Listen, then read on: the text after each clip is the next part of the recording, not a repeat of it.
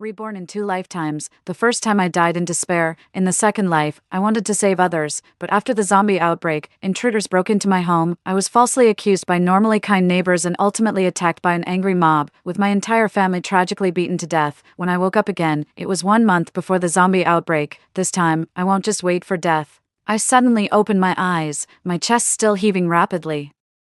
My entire body drenched in sweat. The clock on the wall pointed to 3 a.m. I'm back again. This is my second rebirth. On New Year's Eve 1 month later, zombies suddenly broke out, turning this place into a living hell. The first time, I had no idea what was about to happen. That day, my parents and older brother went out to buy more New Year's goods, leaving me alone at home. I cowered at home in fear, too terrified to go outside or contact anyone. Fortunately, we had stockpiled plenty of food at home, allowing me to barely survive for half a year before ultimately perishing from hunger, terror, and despair. When I woke up again, I found myself in the present. In my previous life, I had tried desperately to save others. I warned everyone about the impending disaster, urging them to stock up on food and reinforce their defenses, only to be dismissed as a fear-mongering lunatic. Back then, only my family believed me.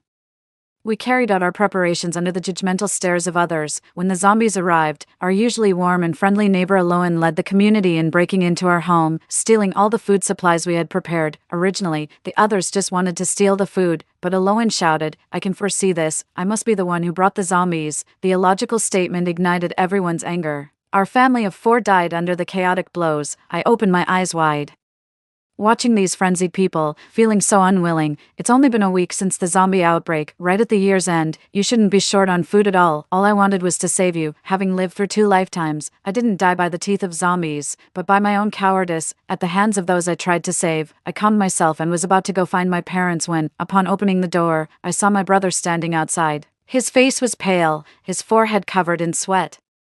"Isabella, have you returned too?" I immediately realized my brother also had memories from our past life. Sobbing, I threw myself into his arms. "Last time, I was too arrogant, not only useless but also brought harm to my family. Brother, it was my foolishness that led to your tragic deaths." He wiped away my tears and said, "You're just too kind. Isabella, don't be afraid. This time, your brother will face it with you. We will survive together."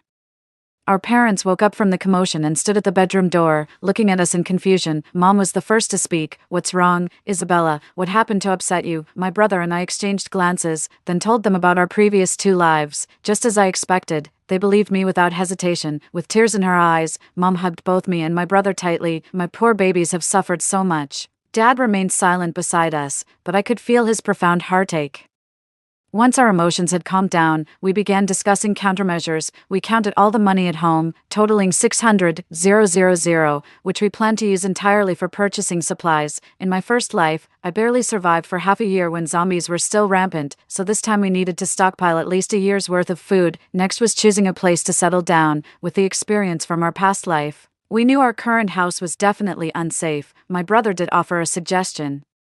My brother had been working at a gas station since his vacation started. He mentioned that the gas station owner passed away last month. The owner had poor health, and once when my brother took him home, he discovered the owner lived in a very remote self-built house in the suburbs. It was 3 stories tall, appeared extremely sturdy from the outside, and most importantly, there was no one around, a perfect place to hide. Moreover, the old station master only has 1 grandson, who's said to be doing very well in the big city and would never come back. That place must be empty now. We all thought this location was ideal and immediately decided that Dad and I would go check it out tomorrow. I said, "Tomorrow we'll rent a car. During this period, we'll need to make large-scale purchases and transport everything ourselves. I don't trust others to deliver for us. If we buy too much when the zombie outbreak happens, we'll easily draw attention."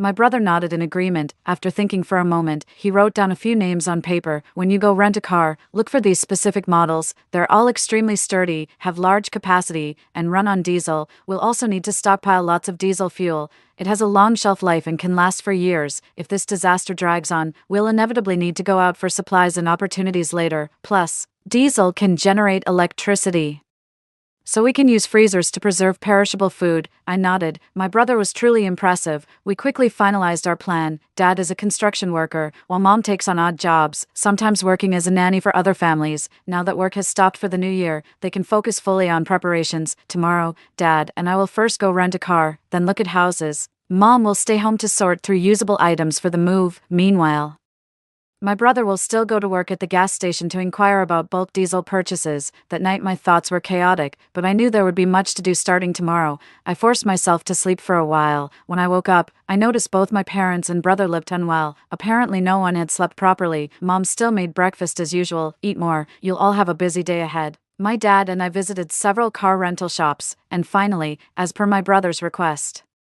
we rented a diesel SUV. After bargaining with the owner for a long time, he agreed to let us rent it for 25 days and gave us 5 extra days for free. Even so, over 20,000 yuan was spent in an instant. I felt somewhat worried, as there were still many expenses ahead, and we needed to budget carefully with the 600,000 yuan. After that, we went to the old station master's house. As soon as we saw this place, we decided to make it our hideout, although this is a self-built house. You can tell at a glance that a lot of effort was put into it. While I don't know much about construction, my father took a quick look around and told me that the building quality here is excellent. He brought his own tools, and with just a little work, the door lock was opened. The interior of the house has 3 floors. The first floor contains the living room, dining area, and kitchen. The second and third floors each have 3 bedrooms, providing quite spacious accommodation. There's also a small staircase leading to the rooftop, which features a small terrace. Most of the rooftop space is occupied by movable flower beds. It seems the old station master used to grow some vegetables up there. Additionally, several solar panels were installed, but they appear to be broken and haven't been repaired. The most surprising discovery was the basement. The entrance is next to the dining area and is quite narrow, but the basement itself is quite spacious. If we get a generator later, it could be placed in the basement to help reduce noise. Dad and I took inventory of the furniture inside. We kept the useful items like the refrigerator, beds, and the kitchen cooking area, which was connected to a gas cylinder. This worked out well since we just needed to stock up on extra gas cylinders for cooking. As for unnecessary appliances like the washing machine and TV, we loaded them into the car and sold them at a second-hand furniture store. In the end, we made a total of 20,000 yuan from the sales. It took us several trips back and forth to finally clean up the place. We left 2 beds in the 2 rooms on the second floor and 1 bed in a room on the 3rd floor. The 3rd floor room has a good view, so it's likely someone will need to keep watch there at night. I sketched a rough layout of the place and then headed home with Dad. Just parked downstairs when I saw our neighbor Aloan with her daughter Juniper. Aloan greeted me warmly as usual, but after driving all day and moving furniture for hours, I was exhausted. Combined with what Aloan did to my family in my past life, I couldn't muster any warmth and only responded coldly. She seemed oblivious and suddenly pointed at our car as if discovering something extraordinary. "Isabella, you bought a car." She clicked her tongue repeatedly. "This car looks so luxurious, must cost several $100,000. Oh my, how could you afford this?" Just then, my mom heard the commotion and came down to greet us. Seeing the 3 of us, Aloan exclaimed, "Oh dear, what a tragedy. Why do you all look so pale?" "Girl," I looked up and realized that after a long day and poor rest the night before, we did indeed appear utterly exhausted. In the past, if I'd heard Aloan say this, I would have thought she was showing concern, but now, I could clearly detect the schadenfreude in her tone. A thought crossed my mind, and without responding to her, I took my parents' hands and led them back inside. Once home, my mother gritted her teeth and said, "That venomous woman, who knew she could hide her true nature so well. If we hadn't agreed to keep a low profile, I'd be tempted to tear her mouth apart." I pulled my mom to sit on the sofa. "Mom, we're extremely short on funds right now, but I've come up with a great solution." Before long, my brother came back. After a quick meal, we started discussing how to renovate the old station master's house. First, we need to reinforce the windows with steel plates from the inside. Then we'll add 2 more layers of doors. The current locks aren't secure enough and need replacing. The solar panels on the roof should also be upgraded to new ones. I explained the situation with the basement. That entrance is very narrow. We could turn it into a hidden door. If intruders ever break in, this would be our last line of defense. Everyone agrees with my opinion. In addition, we need to install several shelves for storing ingredients. The flower beds upstairs can also be tidied up. If conditions permit, we could even grow some vegetables there, so we wouldn't always be consuming food supplies. If there's time left at the end, we'll build a side shed next to it for parking the car. We've listed the required construction materials. Tomorrow, my dad and I will go buy the supplies, and then we can start the construction. We estimated the costs of materials would be around 40,000, and after accounting for selling second-hand furniture and car rentals, we still have 560,000 left. Dad rubbed his hands together. Starting tomorrow, I'll be living there. I'll work overtime if needed, but I'll definitely finish it. You just need to deliver the materials and bring me meals daily. My brother quit his gas station job. Today I found out where to buy diesel. The current station manager's friend's company purchased large quantities from the oil company. We can buy some from them, though at a higher price. Buying directly from the oil company would require many permits we don't have. Tomorrow I'll handle this, then we can transport it ourselves. I nodded and shared Mom's and my plan with them. Making sure we all had the same story, early the next morning, I set off with my dad. This was usually the time Aloan would go out to buy groceries, and sure enough, we ran into her in the hallway right after going downstairs. "Corbin, Isabella, you're heading out so early." "Yeah, Aloan," I replied coldly on purpose. True to form, she continued prying. "What are you going out so early for?" "Taking my dad to work at the construction site." "Oh, come on, it's the New Year break."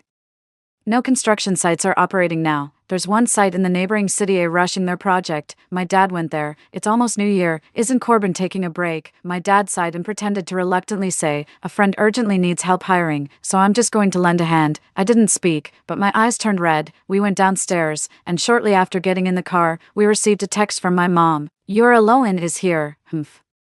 That wretched woman must have stuck to us like a fly when she saw something interesting happening at our place. We went to the largest building materials market in the city. However, our renovation requires a large quantity of materials, and that SUV couldn't hold everything. We've agreed to purchase the materials needed for each week separately, making multiple trips to transport them ourselves. I dropped Dad off, and my brother called to say he bought diesel and borrowed a vehicle to deliver it. Telling me not to worry, I immediately headed to the food market and began shopping frantically. I bought 100 bags of 10-pound long storage rice, 100 boxes of dried noodles, and a large quantity of canned fish and beef in the canned food section, quickly spending 30,000 yuan. By the time I delivered the supplies to the house, my brother had already arrived, and the diesel fuel was also purchased. Costing 20,000 yuan, I brought some food over, and after we ate, my brother and I went to the water station. I bought 200 cases of mineral water, spending 10,000 yuan. Fortunately, my brother had borrowed a car, so we barely managed to transport all the water. By the time we got back in the evening, we were completely exhausted. Mom had cooked dinner at home and told me about today's situation. I told her about your brother taking out a loan shark to buy a car, and now even after selling the car he still can't repay it. When I hinted at selling the house at a low price, she showed immediate interest. I let out a cold laugh. I never understood why Aloan harbored such malice toward us in our previous life, but yesterday it became clear to me, she simply resents others for living better lives. Both my brother and I got into top universities, while Juniper only went to a second-tier college. She used to say she envied us, but would always sourly remark that studying wasn't that useful anyway. My father is honest and dutiful, though he doesn't earn much. He dedicates everything to our family. Aloan's husband, on the other hand, just loves gambling and drinking, completely neglecting household matters, yet she often makes snide remarks about my dad being unambitious, even among neighbors. She thinks our house is more spacious, with better lighting and nicer decor than theirs. Every time she mentions it, her eyes reveal intense envy and fascination. Actually, we all live in the same neighborhood, just next door, so how much difference can there be? She just loves to compare, and the more she compares, the more twisted her mindset becomes. Suddenly, we got a new car, and in her eyes, my dad rushed out to work during the new year to pay off debts. I just want her to think our family has hit rock bottom, so she'll feel like she can take advantage of a big bargain soon. Mom, just tell her we want to sell our house for 500,000. The current market price for this house is at least 600,000, so 500,000 is already much lower, but I'm sure Aloan will still try to haggle, no matter how much she bargains. Sell it for 400,000 if she offers that. The only condition is we need the money immediately. Tell her we'll definitely move out before the new year and go live in our rural hometown. If she wants to transfer the property, just cooperate with her. Mom nodded and said, "All right, I'll listen to you." In the following days, my brother and I were busy with purchases. We bought 4 large freezers and 4 medium-sized generators, all placed in the basement. Worried about equipment failure, we stocked up on basic spare parts for repairs. Thanks to my brother's background in automation, fixing common electrical issues wasn't a problem. We went to the livestock market and bought large quantities of beef, pork, lamb, etc., all portioned and frozen in the freezers. As a medical student, I also prepared a list of common household medications, cold medicine, fever reducers, diarrhea treatments, vitamin tablets, disinfectants, etc., all purchased and ready. We also went to the outdoor store and bought solar-powered lights, kerosene lamps, and a portable water purifier. I remember there was a period of extreme cold in the first life, so I bought 4 down sleeping bags as well, if we need to go out later to search for supplies. The sleeping bags will come in handy. Thinking ahead, I purchased high-performance outdoor jackets, hiking backpacks, and trekking shoes for our family of 4. Half a month had passed by the time we finished all these preparations. When we returned in the evening, Mom told me that Aloan had taken the bait and offered $450,000 to buy our house. She said she could pay us in cash but also demanded immediate transfer of ownership. Mom agreed and brought back a purchase contract for us to review. If everything looks good, we'll sign it, and the payment and property transfer can be completed tomorrow. My brother and I looked over the contract and didn't see any major issues. The compensation amount for breach of contract was very high, but we didn't have time to go through it with her in detail, so we agreed to sign it. The property deed was already in our mother's name anyway, so we let her handle everything regarding this matter. The next day, my brother and I went to stock up on instant food products like instant noodles, self-heating hot pots, and shelf-stable milk. These items were rare delicacies at that time. I also bought large quantities of compressed biscuits and instant oatmeal, all things that were easy to carry. In the afternoon, we ordered 20 gas cylinders. I also bought some small gas canisters and portable stoves, which should solve our cooking problems if we needed to last longer. We'd have to think of other solutions. I only bought 2 weeks' worth of fresh vegetables and fruits, but to ensure we wouldn't suffer from vitamin deficiency, I also purchased large amounts of frozen vegetables and fruits to store in the freezer. Passing by the ice cream shop, I couldn't resist and wholesale purchased a large box of ice cream. Since then, our freezer has been packed to the brim. As I finished up and prepared to head home, a sudden sense of foreboding came over me.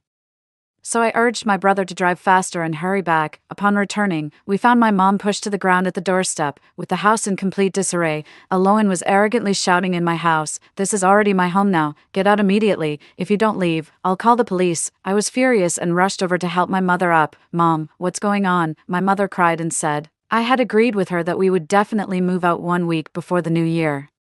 But as soon as the transfer was completed today, she immediately went back on her word and insisted we leave right away. My mother had been pushed, spraining her ankle, and now she was frowning in pain as she tried to stand. Aloan looked triumphant. "Your family really has no moral integrity, borrowing from loan sharks until you lost your house." My brother looked at our mother's swollen ankle, rushed over and grabbed Aloan by the collar, saying fiercely, "We'll give you the house and move out tomorrow. You've hurt my mom like this. Aren't you afraid that someone like me, who deals with loan sharks, will spend the rest of my life watching you and your entire family?" My brother's eyes were full of menace, and Aloan shuddered. "Let me go. I'll leave right now." My brother threw her to the ground. She stood up, dusted herself off, and said, "I'll come for the house first thing tomorrow morning. I'm giving you a little extra time, so don't try to overstay your welcome." With that, she quickly scurried away. Juniper followed her mother out, but before leaving, she gloated, "Isabella, your family's moving to the countryside. I've finally outdone you." My brother rushed over and pushed her out the door. "You're insane. Who the hell is comparing with you?" With that, he slammed the door shut with great force. I helped my mom onto the bed and checked her ankle. "It shouldn't be too serious. A few days of rest and she'll be fine." Wiping her tears, she suddenly laughed and handed me the bank card. "Isabella, for $50,000. Go ahead with your plans without worry." I finally couldn't hold back my tears. This is just how my parents are. They might not say sweet words, but they always give their all to support us, always trusting us unconditionally. My brother came over and hugged me and my mom, saying, "Don't worry, I won't let them get away with this." Over the past few days, my mom had already inventoried our belongings. We'd moved quite a few usable items, leaving only old clothes and daily necessities behind. I looked around, packed a few things to take with me, and decided to let them do whatever they wanted with the rest. But I couldn't bear the thought of them benefiting from this. I ended up ruining all the appliances and food by pouring water into them, and cut up the bedding and other fabrics. I'd rather waste these things than let that family have them. After finishing this, I went to sleep. When I woke up in the middle of the night, I saw my brother had set up a ladder in my room. He seemed to be working on something near the ceiling, half asleep. I couldn't tell if it was a dream or reality, and soon fell back asleep. The next day I asked my brother, but he said I must have dreamed it. I checked the ceiling but found nothing unusual, so I didn't think much of it. None of us wanted to run into Aloan again, so we set off before dawn. Time was running short, but the house renovations weren't finished yet, so we discussed dividing the work again. Mom's foot is injured now, so she's resting at home. My brother stayed behind to work with Dad. Between the two of them, they should be able to finish the carport. I continued handling the procurement work. Actually, there wasn't much money left before, but now with an extra $450,000, I've stocked up on some canned food and water. I also bought some building materials to store in the garage, making repairs easier if anything gets damaged. With spare money now, I purchased books, board games, ping pong equipment, a treadmill, and other sports gear. Over time, without any entertainment facilities, Psychological issues can easily arise. I also bought an outdoor camera and a monitor, planning to install them on the rooftop to monitor the surroundings. This camera has an automatic alarm feature. It will alert us immediately if any living creature moves nearby. This will be quite useful, at least in the early stages before the power goes out. I also bought new phones and tablets for all of us. Since we have a generator and solar panels, these low-power devices can be put to good use. As I was preparing to head back, I passed by a dog meat restaurant. A strong, fishy smell wafted out, and at the entrance stood a massive iron cage, covered in bloodstains, with a German Shepherd locked inside. The German Shepherd didn't look very old. Its size was only about half that of an adult. It was huddled in a corner, trembling, but when it saw me, it suddenly pressed against the bars and let out a helpless whimper. Hearing the noise, the shop owner came over to check and cursed viciously again. The German Shepherd quickly retreated. Seeing my interest, the owner said, "Little girl, want some dog meat? This is a purebred German Shepherd. Look at how fine its features are." "No thanks." I walked toward my car without looking back, but after a moment, I couldn't bear it and turned around. "Boss, how much for this dog?" After 20 minutes of bargaining, I ended up leading the dog away. I sighed. "You're lucky I have some extra money right now." His eyes darted around looking at me, and finally he nuzzled my calf before following me. I originally thought my parents would scold me for bringing the German Shepherd home, since future circumstances are uncertain and an extra dog means more expenses. To my surprise, they accepted it very calmly, saying, "At a time like this, if you could bring it home, it must be fate. Perhaps heaven's arrangement." Soon, they grew fond of it too.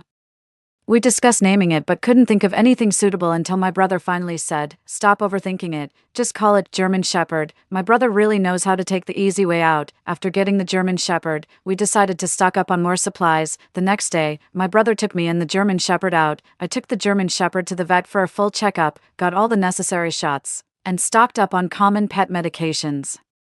My brother and I split up. He went to buy dog food, canned food, a dog crate, and other supplies for the German Shepherd. Surprisingly, he also brought back a few bows and arrows, along with some tools and materials I couldn't recognize. "With bows and arrows, we can defend against not just zombies but also people," he said while tidying up his things. "There's only 1 week left until New Year's Eve, and our preparations are almost complete, so we're all hunkered down in our new home. Getting used to our new life here." The entire house renovation is finished. With my brother's help, not only was the garage built, but we also added a fireplace. The house originally had a chimney. We were concerned that in case of extreme weather, having a fireplace would provide warmth, and if the gas tank runs out, it could also be used for cooking. In the remaining time, I occasionally scrolled through my phone, downloaded many movies, TV shows, ebooks, and various games on my tablet. And whenever I had free time, I took the German Shepherd out for walks to familiarize myself with the surrounding terrain. My brother practiced archery diligently, or else tinkered with his tools. Before long, he actually managed to make a crossbow. Dad inspected the house every day, checking which areas needed reinforcement. Mom also researched how to cook meals that would keep everyone well fed while maximizing the use of available resources. Sometimes she would also show me Alohan's social media posts, which were full of boastful content, often taking passive-aggressive jabs at our family. "I don't care as much now. I just want our family to be happy together." We are all silently waiting for that day to come. Just like before, news alerts kept popping up on the phone. Multiple locations reported humans with bluish-purple complexions exhibiting extreme aggression. These humans seemed to have lost consciousness and the ability to feel pain. This was just the beginning. The media would still call them humans. Soon, as early as tomorrow, they would be called zombies. My brother and I ran up to the 3rd floor, observing the surroundings while he occasionally checked his phone. In the current situation, most people who saw the news would just quietly retreat home, waiting for the chaos to subside. Moreover, this place is extremely remote. No people, no zombies. Mom and Dad are both downstairs cooking, and we can already smell the delicious aroma of food before even going down. Most of the furniture here has been moved out by us, leaving only a square table in the dining room, now fully laden with delicious dishes. Just then, Dad brought up a pot of boiled fish and placed it steadily at the center. Mom's voice came from the kitchen, "You guys start eating first. I'll join you after I get my 8 treasure porridge stewing." My brother is helping set the tableware. Since we don't have a TV here, I searched on the tablet for a while and found that the Spring Festival Gala is still being broadcast as usual, though it feels particularly lonely coming from such a small screen. Yet when the whole family sat together neatly to start the New Year's Eve dinner, the atmosphere still became lively. The German Shepherd also squatted beside its bowl. And Mom gave it a big chicken drumstick. It's New Year's today, so you get a special treat too. The German Shepherd instantly got excited, jumping around and wagging its tail wildly. We all laughed at its silly antics. I also prepared some low-alcohol wine. Even Mom, who never drinks, tried a little and exclaimed in surprise. I always thought alcohol was bitter and spicy, but this one is sweet and delicious. Midway through the meal, I actually heard fireworks, something I hadn't noticed in my first life. Back then, I was only frantically calling my parents, completely oblivious to how the outside world had progressed. Looking back now, the situation on New Year's Eve wasn't that bad after all. We all ran to the rooftop terrace to watch the fireworks. The display was in the city center, and from our vantage point, we could only see a tiny flickering. But soon, even that flickering dot disappeared. My phone started buzzing with news alerts again. I clicked on the video to see chaotic crowds in the park, with the reporter announcing, Domhu Park, where the fireworks festival was being held, has suddenly been attacked by extremely aggressive individuals whose characteristics closely resemble those involved in similar incidents worldwide. We were originally bringing you this live coverage, then the footage showed fleeing crowds, with several zombies frantically biting people. Some who had fallen bleeding to the ground were getting back up in grotesquely twisted postures. In the first life, it was just like this. Those attacked would typically turn into zombies within 5 to 10 minutes. Back then, I witnessed from the balcony how familiar neighbors around me became bloodied and struggled in agony. That's why in my previous life, I was so desperate to save others. I don't want to recall what happened next. Turning my head, I saw my parents' faces had turned pale. Perhaps only at this moment did they truly understand what I meant by zombies. My brother patted my shoulder and said, "Let's go back. We should check all the doors and windows, and secure everything that needs to be locked." We barricaded the iron gate on the terrace. At the time, fearing someone might break in from above, we installed 3 additional doors here. After making sure all the doors and windows were securely locked, we returned to the table, but by then, no one had any appetite left to continue eating. My brother, who after all had memories from his previous life, appeared much calmer. "Eat a bit more," he said. "It's a shame to waste such a lavish meal. Let's rest well tonight. Things are only going to get tougher from here, and we'll need to stay sharp." We all knew he was right, so we forced ourselves to eat a little more before retiring to our rooms to rest. That night, no one wanted to sleep alone. In the end, the German Shepherd slept on his dog bed downstairs, while my brother stayed with Dad, and I shared a room with Mom in adjacent bedrooms on the second floor. Around 4 or 5 in the morning, Mom's phone rang. Checking the caller ID, it turned out to be Aloan. Mom and I exchanged glances, unsure of her intentions, but since Aloan is full of tricky ideas, it's best to avoid contact. I took the phone and hung up on her. Soon enough, the second call came through. It seemed she wouldn't give up until we answered, so I pressed accept. Aloan's panicked voice came through the phone. "Callista, how are you guys doing?" My mother said coldly. "What do you want?" She lowered her voice. "This virus is terrifying. So many people in our building have been infected. They're wandering around the hallways now." Seeing that none of us responded, she continued. "I checked, and it's still in town where people are too densely packed and easily infected. Didn't you go to the countryside? How are things there?" I gave my mother a look, and she immediately caught on, pretending not to understand. "I don't know what you're talking about." "What virus?" Her voice brightened with joy. "Seems like nothing's happening in the countryside." "Oh, Callista, since our families are so close, we thought we'd come visit you in the countryside." This Aloan, after all the trouble she caused with us before, now wants to come crawling back. How shameless. I snatched the phone. "Aloan, we dare not associate with you anymore. Who knows when you might drive us away again." She gave an awkward laugh. "Isabella, let's not bring up the past. They say a near neighbor is better than a distant relative. We should support each other." I let out a cold laugh. "Even if we were willing to take you in, how would you get here?" Hearing this, she mistakenly thought I was relenting. "Didn't your family take out a loan to buy a new car?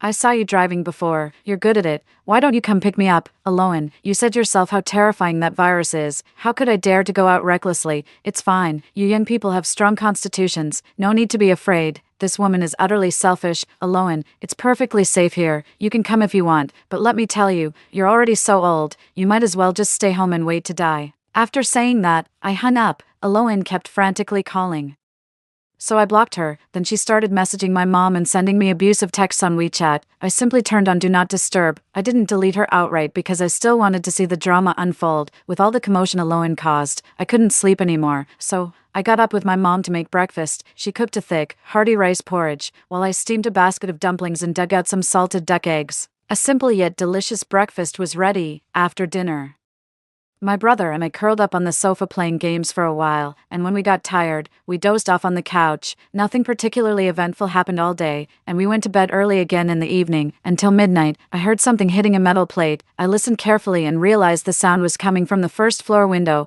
I immediately snapped awake and tiptoed to the third floor to wake up my brother. All our windows are sealed with steel plates, and opening them would inevitably make a lot of noise. If it's a zombie, that would only draw its attention. For now, we can't really see what's going on. After some thought, I turned on the monitor and rewound 10 minutes. In the night vision mode, I could see a tall zombie staggering around the area. Actually, he wasn't initially interested in our house, but something later hit the window, and that's when he came over. From this perspective, zombies seem to be primarily very sensitive to sound. I'm not too worried. Our house has excellent soundproofing. As long as we don't make too much noise inside, nothing can be heard from outside. My older brother said, "We can't let him stay here. It's too quiet in this area, and he might attract other zombies." I realized he was right. So what should we do now? My brother pulled out his crossbow from under the bed and leaned against the window. That's when I noticed the third floor window had always been left slightly ajar. My brother turned back and explained, "This makes it easier to hear what's happening outside," I said helplessly. "But when he knocked earlier, it was me who woke you up." He leaned the crossbow against the small crack, pulled the trigger, and I heard the sound of the sharp arrow cutting through the air, followed by the impact of the arrow hitting the stone. However, the sound was too faint. The knocking downstairs only paused briefly before resuming. The zombie wasn't lured away. My brother then tied some scrap metal to the arrow, and this time the noise finally drew it away. But from the surveillance footage, we can see he's still lingering nearby. My parents came upstairs at this point, and after discussing, we decided it still needed to be killed, but it's nighttime now and visibility is poor, so we should wait until daylight to make a plan. Dad told us to sleep first. He would keep watch tonight and alert us if the zombie came back. I slept restlessly all night and woke up as soon as dawn broke. At this moment, there were 2 more zombies around, but they were just aimlessly wandering nearby. My brother and I both ran to the rooftop. He set up his bow, and we chose a zombie that was farther from its companions. The first few shots missed, either hitting the zombie's legs or chest. I realized these spots caused minimal damage. They only angered it without hindering its movement, but soon he spotted us. The zombie's intelligence seemed low, yet its speed was astonishing as it swiftly charged toward our direction. The other 2 zombies seemed to notice as well, turning their gaze toward us. My heart pounded like a drum until I saw an arrow strike its forehead directly, with a hoarse roar. It struggled briefly before collapsing slowly. I instantly felt relieved, only then realizing my back was drenched in sweat. My brother muttered, "Looks like a headshot is the only way." A few more days passed, with scattered zombies coming occasionally. Our initial fear turned into calmness, and we basically eliminated all the approaching zombies. The turning point came on this day. Aloan kept cursing at us for days, but when she realized we were ignoring her, she started speaking meekly again, trying to get us to reveal our location to her. After being ignored for several consecutive days, she finally exploded. We had just finished lunch, and I was about to browse the news when I saw continuous WeChat notifications. I clicked in and saw it was the old neighborhood property management group chat. Although we had moved away, we hadn't left the group. Aloan was spamming the chat, mainly accusing our family of living in a very safe place while disregarding others' lives, calling our behavior extremely selfish and despicable. She sent over a dozen messages in a row, all cursing and condemning our entire family. As for the other neighbors, upon hearing there might be a safe place now, they couldn't wait for me to reveal the exact location, fanning the flames and joining in the accusations against us. Only a few families spoke up, saying that even if there was a safe place, everyone rushing there en masse would attract zombies. They advised people to focus on protecting themselves first and not to pressure others. But such voices were quickly drowned out by the curses of others. Most claimed these families must have abundant supplies themselves, hence their lack of urgency. Some even made threatening remarks about coming to their doors to demand resources. Reading the lengthy tirades, I couldn't help but sneer. Aloan's tactics were just this: nothing more than trying to use public pressure to make us buckle under moral condemnation and reveal our location, exactly the same as the previous life. It's only been a week. There shouldn't be any household without supplies. Now everyone just wants to leech off others. Thinking back, the reason I survived so long in the first life was probably because I kept too quiet alone. Some people saw my parents and brother going out to shop together and must have assumed our house was empty, which spared us. As for Aloan, I wasn't even going to bother with her, but since she's asking for trouble, she can't blame me. Aloan, I never said this place was safe. On the contrary, the rural house is old, and we fear zombies breaking in daily. Besides, Aloan, when we sold you the house cheaply, you rushed us out overnight. We left behind many New Year supplies we'd bought, plus your own stockpiles. Your family should have plenty. Why abandon a relatively safe home to incite everyone to flee to the countryside? Are you waiting for neighbors to leave so you can loot what they can't take, with zombies everywhere? Have you considered the safety of others by urging them to run out? As soon as my words were spoken, the group fell silent. I believe those words must have hit like a bomb dropped into deep water, surely stirring up intense psychological reactions among them. At that moment, my brother came over and pointed at the group chat interface, asking me what was going on. I then explained the whole story about how Aloan had called earlier wanting to join us, and proceeded to curse her vehemently.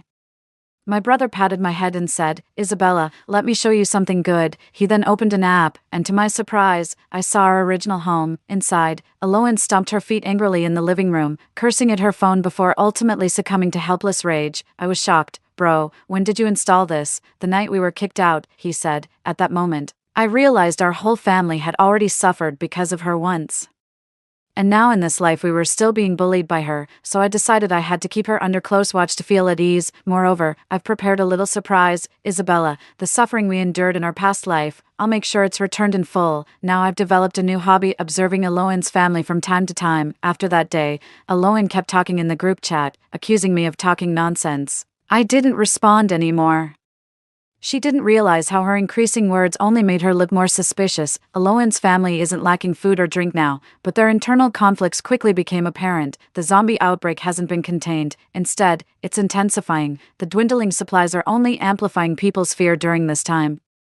Every time it's mealtime, Aloan would scold Juniper for being useless. Unlike our family where my brother rarely does something that bankrupts us, yet somehow going to the countryside made him safer. After berating Juniper, she'd start yelling at her husband, saying he's lazy and gluttonous at home, just wasting food. I originally treated it as a joke until today when Juniper suddenly said after her mom finished scolding us, "Mom, they live in the countryside, so the car they bought must be parked outside. Did you know there are real-time maps now? Their car is quite luxurious, white in color, and very eye-catching. As long as we know their approximate location, we can definitely find them." I cursed silently in my heart, wondering why this family kept targeting us. Fortunately, we had built a carport back then, and they didn't know our location. But this incident still gave me a strong sense of crisis. If they could think this way, surely others would too. I told my brother about this, and he shared the same concerns as me. For our current house, we're actually not afraid of zombies or people. What we fear most is if someone comes with tools, then breaking down our door would just be a matter of time. After much thought, the most ironic thing is that if there were zombies around, we might actually be safer. I checked the calendar. It's been 1 week since the zombie outbreak began. According to my memories from the first timeline, the power will go out in another 4 days. Before that happens, we need to set up some small traps in the surrounding area. I started tinkering with my brother's various gadgets, making several solar-powered remote-controlled alarms. We plan to install them nearby to lure zombies around us, forming a zombie barricade. We still need a lightweight tool, otherwise, relying on human legs alone, we'd never outrun the zombies. Are we supposed to start practicing running today? My brother, that exercise bike you bought downstairs, I modified it into a bicycle. Great job, my bro, you're amazing. Early the next morning, we began our operation. My brother would find taller trees at our predetermined locations to hang the devices, while I observed the terrain and surroundings from the rooftop. Our parents guarded the entrance downstairs. Throughout the entire process, we maintained communication via Bluetooth headsets.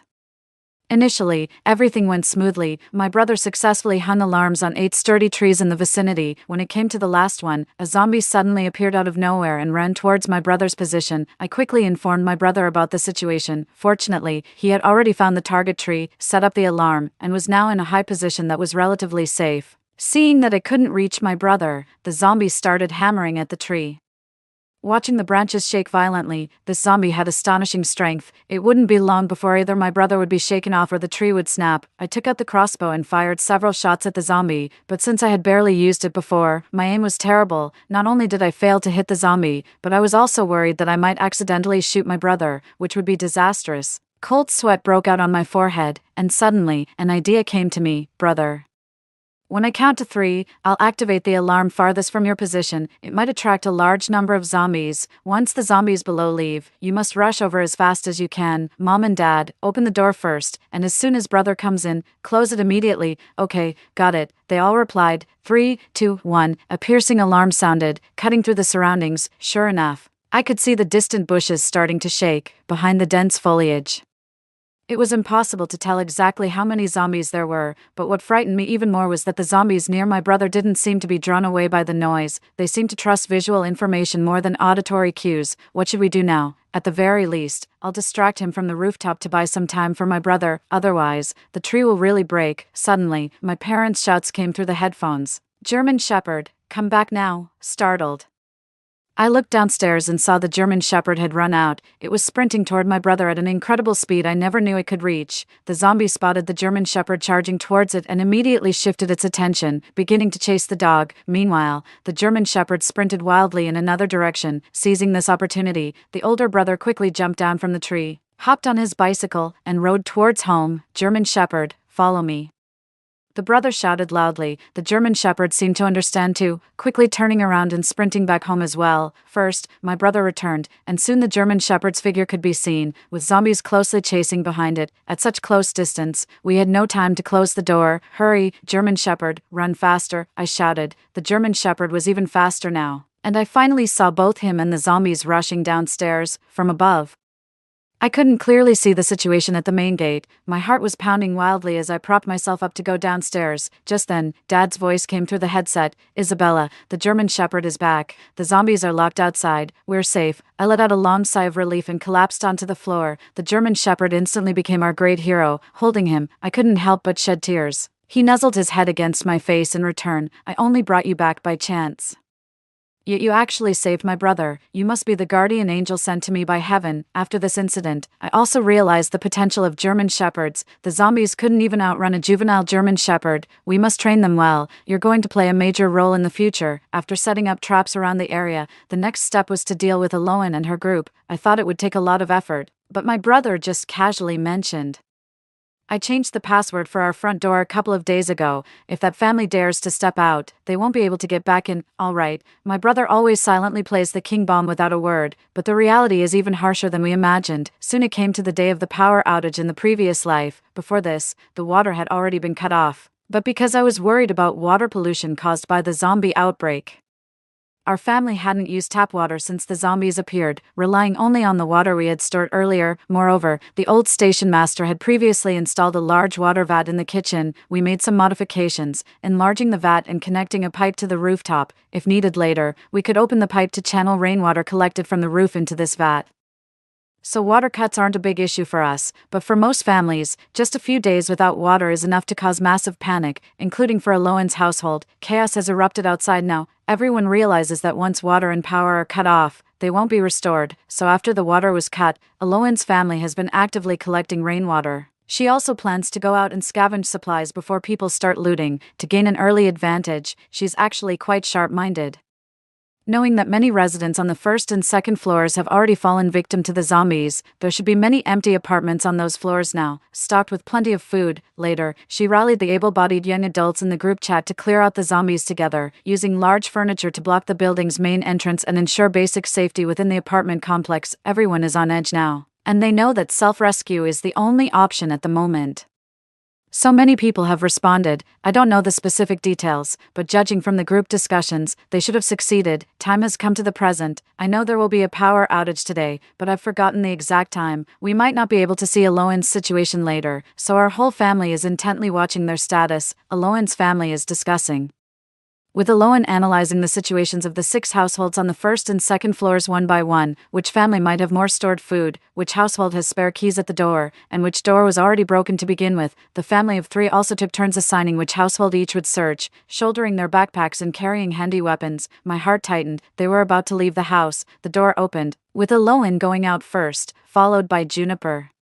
Just then, something utterly unexpected happened. Aloan's husband suddenly slammed the door shut with force, then locked it from inside, trembling as he said, I'm scared. You all go ahead. I'll open the door when you return from searching. Before anyone outside could respond, he added, "Don't make any noise out there, or you might attract the zombies." Outside fell silent. Our family exchanged glances, never expecting Eloan's husband to be so cowardly before.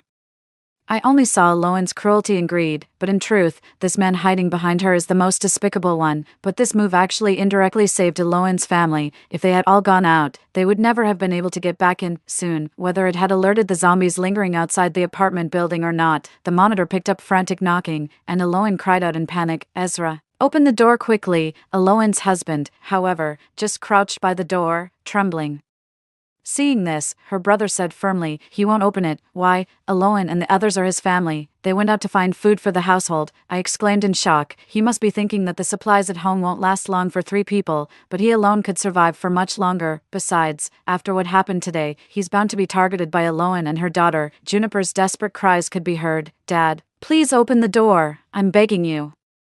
I couldn't snap out of it for a long time. Is this the ugliest side of human nature? At this moment, I actually felt a slight pity for Eloan and her daughter in my heart. Deep down, I also hoped that human nature wasn't like this, that Eloan's husband would ultimately open the door, yet he actually ran to the sofa, pulled out a blanket, and covered his head as if this would make the pleading outside the door disappear. The group chat was flooded with messages, all urging Ezra to open the door quickly, while zombies were frantically attacking the flimsy defenses downstairs. My heart clenched, wanting to know what had happened to Eloan and her daughter, but at this very moment, the power went out. We sat in silence for a long time in the dark living room. I hate the Eloan family, but I despise the darkness of human nature even more. Tossing and turning in bed, I couldn't sleep, with the scenes from tonight replaying in my mind.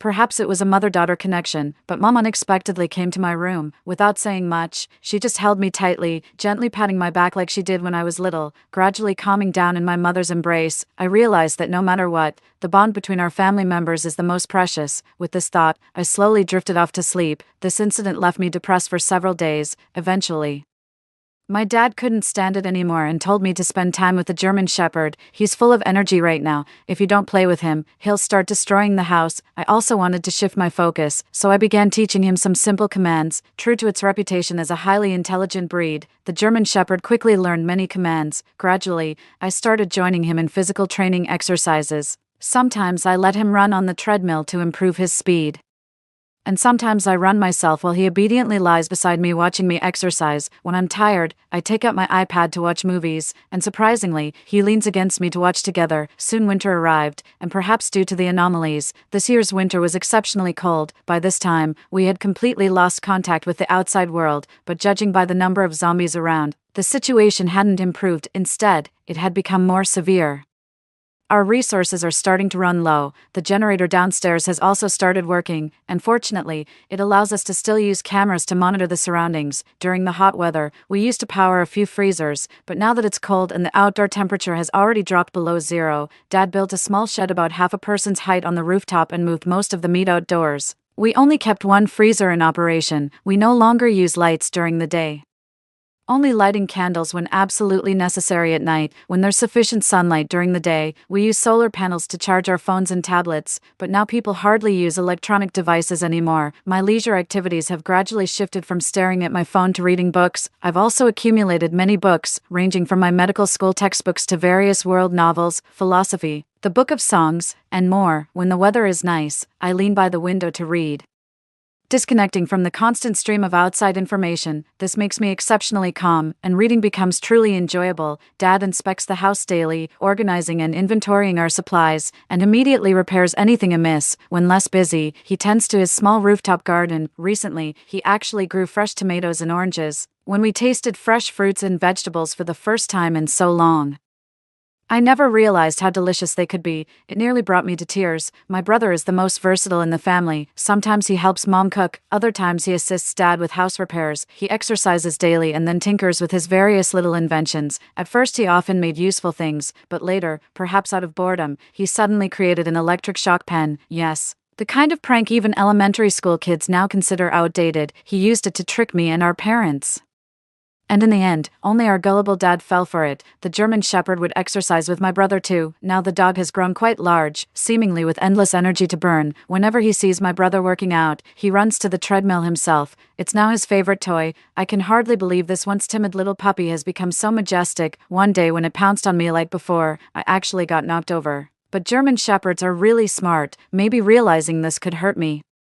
It never did it again. Since then, it just circles around me, nudging my leg with its head, begging for pets. Mom still cooks delicious meals every day. Just like before, she loves experimenting with fun ideas in the kitchen, using limited tools and equipment to make sure we eat well. That day, she actually managed to bake a cake, which instantly caught my interest. I dug out a big pack of tea and coffee that came as a freebie with snacks, found some milk, and made warm milk tea and latte.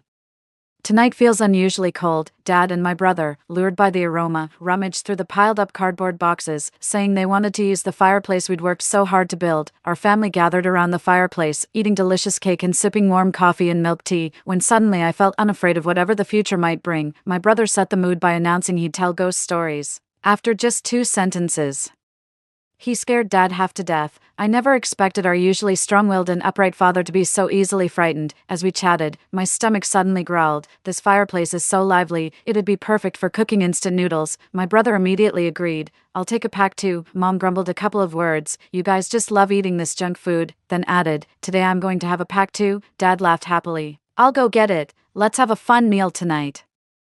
I'll even add sausages for you. After taking 2 steps, as if remembering the ghost story, he turned back and called for Big Brother. Come with me. Mom and I watched as Big Brother reluctantly followed, and we both burst into laughter. Soon the room was filled with the aroma of instant noodles. They always taste especially delicious when eaten at night, after eating and drinking our fill. We were exhausted and went back to our room to sleep contentedly. In the middle of the night, I was woken up by the German Shepherd nudging me, and I immediately realized something was happening around us. The German Shepherd is extremely alert and intuitive. It seems to understand that loud noises could attract danger. Whenever it detects anything unusual, it would come over and nudge me in a special way, never barking. Several times when zombies approached our home, it would come to alert us. We would then be extra cautious and activate the surrounding alarms to lure the zombies away.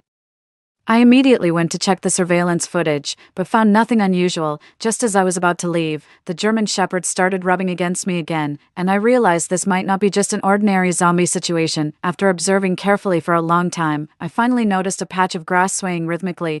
I watched for a while before discovering a person crawling on their belly inside. Though moving extremely slowly, they were clearly heading in our direction. Alarm bells rang in my head, and I quickly went to wake the others. After watching the footage for a while, both Dad and my brother confirmed, this person must be seriously injured. Their crawling movements are very awkward, they're barely using their hands, mainly relying on their shoulders and legs. When he was just about 10 meters away from us, figures of zombies began to appear in the distance, although they hadn't spotted him yet. It was only a matter of time. Even through the blurry video, I could sense his despair in that moment. Without much hesitation, we opened the door, and my father and brother rushed out to bring him back. He was a middle-aged man, now covered in blood, his features unrecognizable. As he entered the house, he gasped in a hoarse voice, "Please, help." Before immediately passing out, I had my father and brother carry him upstairs to a bedroom, not daring to let my guard down. I quickly found a sturdy rope and tied his limbs firmly to the bed. From what I remember, after being infected by zombies, the transformation usually takes about 10 minutes. His body was ice cold now. After some thought, I placed a hot water bottle beside him to prevent further heat loss. Looking at this disheveled man, I said, "Hold on a little longer. As long as we confirm you haven't turned, I'll definitely save you." Our family waited outside the room, with my brother holding a crossbow. The moment any strange sound came from inside, he would immediately go in and finish him off. After a long 20 minutes, it remained completely silent inside. I sighed in relief. He wasn't infected. My brother stopped me, glanced at his watch, and said, "Wait 10 more minutes." Time passed quickly, and the man was fortunate. He indeed wasn't infected. I examined his condition, and as suspected, both his arms were fractured. He had numerous minor abrasions, none life-threatening. His coma was likely caused primarily by hypothermia and starvation. I helped him with basic cleaning and disinfection. Fortunately, it was a non-open fracture. To ensure my family's health, I had brought along many professional books from my previous studies and had been reviewing them recently. Using my knowledge, I performed bone setting for him and then secured it with wooden planks. I only have theoretical experience, but you won't find a better doctor now, so make do with this. As for whether I said it correctly, that's up to fate now, I added silently in my heart. After dressing his wounds, I covered him with a thin blanket and gave him some sugar water. By this time, dawn was approaching and I was exhausted. I patted the German Shepherd's head and said, "You sleep here, come find me when he wakes up." The German Shepherd ran downstairs to fetch its own mat, then obediently lay down, feeling reassured. I went back to my room to sleep. When I woke up again, The sun was already high in the sky. That man had also woken up and was now weakly half lying on the bed. Seeing me enter, my elder brother spoke first. I thought you were too tired, so I didn't let the German shepherd come to call you. The man also looked up at me directly. And only then did I notice how handsome he was, with a pair of resolute eyes. Thank you for saving me. I suddenly felt a bit embarrassed. No need to thank us, it's fate that brought you here. By the way, how did you find this place? He lowered his head slightly. Actually, this is my grandfather's house. Both my brother and I stood up in shock. You're the old station master's grandson, he asked in confusion. Do you know my grandfather? I scratched my head. My brother used to work at your grandfather's gas station. I panicked a little, not knowing how to explain why we had turned this place into a shelter and stored so many things. Fortunately, he didn't ask but continued. When the zombies suddenly broke out, the villa area where I lived was relatively peaceful, probably because of the low population density, but as the weather turned cold, food shortages began to emerge, and staying warm became an issue, gradually. Looting incidents started occurring. The most critical part was that some people nearby formed gangs and began plundering supplies everywhere. These people were utterly ruthless, looting, smashing, burning. They did it all. When I realized they had targeted my area and started taking action, I packed my supplies and fled by car overnight. I immediately thought of my grandfather's place, so I drove straight in this direction. After arriving here, I noticed there were quite a few zombies around. The only way I could break through was by running them over with my car, but in the chaos, I crashed into a tree and passed out. He let out a bitter laugh. Honestly, I don't know how long I was unconscious. It was the faint smell of instant noodles that woke me up. At the time, I wasn't sure if it was just a hallucination before death, but as long as there was a glimmer of hope, I wanted to survive. We were all shocked by his story. And we also knew that while this place might still be a paradise, the outside world had already descended into chaos. My brother patted him on the shoulder. Focus on recovering from your injuries first. Don't overthink other things for now. That's right, you need to replenish your energy now. I'll bring the food up for you later. I agreed. Our whole family left the room. As I closed the door, I couldn't help but turn back and saw him staring straight at us, his lips trembling as if he still had something to say, but when our eyes met, he immediately lowered his gaze. Over the next few days, he focused on recovering from his injuries, and we learned more about him. His name was Lennon, and he had previously worked in research at a pharmaceutical company. I could sense a deep restlessness in him. He couldn't even sit still while recuperating, but he never spoke up about it. Then one day, as I was changing his bandages, that anxious look returned to his face. Unable to hold back, I asked, "Is there someone you're really worried about?" He remained silent, but I could sense his anxiety was on the verge of breaking. I tried to console him. "You can tell us, even if we can't help. Talking about it might make you feel better." After I rambled on for a while, he gradually calmed down, as if he had made up his mind about something. He grabbed my arm and said, "Isabella, you can help. Maybe you're the only ones who can." From then on, he told us everything about his past. It turned out that Lennon was originally one of the core researchers at Guangchong Biotech, a world-leading pharmaceutical company. He had been working on neurosensory drugs until the day before the zombie outbreak. He was working overtime at the company when he suddenly received an emergency evacuation order for all staff. He found it strange at the time and called his close friend, also a core researcher, who hesitated on the phone, making him realize the situation wasn't simple. So he hurried home and urgently stockpiled some food, a move that ultimately allowed him to survive until now. The next day, zombie outbreaks occurred in multiple locations. His intuition told him this was related to their company's emergency evacuation. However, confidentiality between different research projects at their company was extremely strict, so he had no idea what exactly had triggered this incident. Then, within 2 days, the company suddenly sent his research materials to all team members, instructing them to store the files themselves. At this point, he understood the severity of the situation. The company had always treated confidentiality as paramount, never allowing research materials to be taken home. This move seemed more like risk dispersion, or perhaps the company had suffered a major attack. Soon, he received a large amount of materials sent by his friend, including a video where he appeared pale, haggard, and incoherently sobbing. "I'm infected. I only have 15 minutes left. It's all my fault. I messed everything up. I've let everyone down. Lennon, among our group, you're the most talented. You're the only one I can think of. You must save humanity." Within those 15 minutes, he calmed his friend, clarified the crucial information, and received all the materials.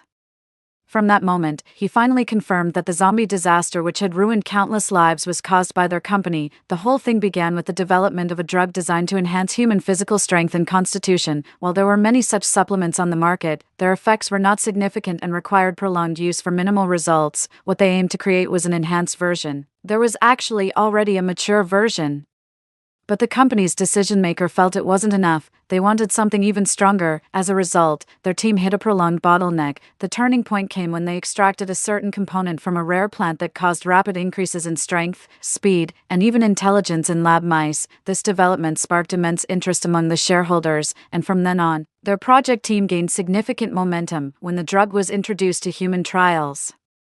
It immediately showed substantial performance enhancements in subjects. After 3 months, these improvements stabilized, and after 6 months of observation, the effects remained consistent. Delighted, they initially deemed the drug development a success and lifted the quarantine, allowing the first batch of test subjects to re-enter society. But soon, tragedy struck. This entire group mutated, violently attacking humans and triggering large-scale riots in just 15 minutes.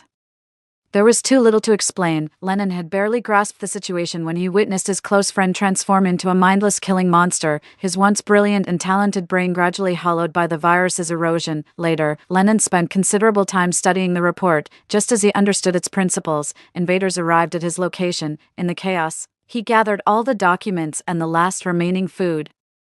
Deciding to flee to a safe place, the car had over half a tank of gas. After considering all possible destinations, he finally decided to go to his grandfather's house, which is where we are now. Isabella, all the materials are still in the car. Every extra day they stay outside increases the chance of them being destroyed. I didn't want to drag you into this, but this might be humanity's last hope. My mind was racing with thoughts. For 3 lifetimes, I had always believed the zombie outbreak was a natural disaster, never imagining it could be man-made.